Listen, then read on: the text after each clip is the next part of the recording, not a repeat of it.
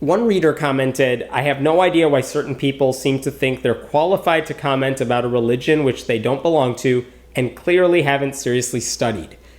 And the idea is that, oh, I haven't studied Christianity, I'm not a theologian, I haven't gone to seminary, so who am I to criticize Christianity?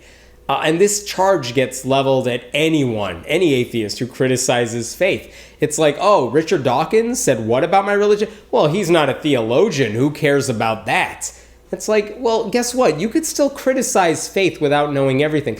P.Z. Myers, another blogger, actually said something very, very good about this years ago. He basically argued that you have a bunch of Christians, a bunch of theologians, basically arguing over the color of the emperor's clothes and all the different things he's wearing. And atheists are that little kid inside of the room saying, he's not wearing anything.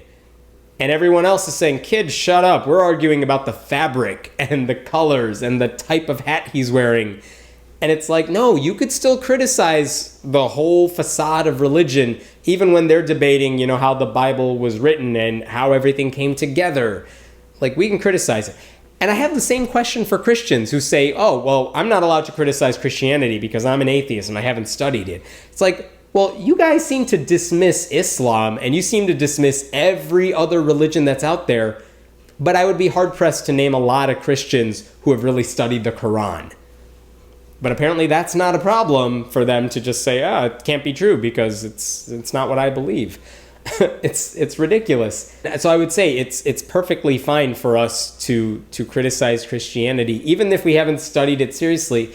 And there's another reason we ought to be allowed to criticize it, which is that a lot of atheists are theologians who do study it. So are they allowed to criticize it at least?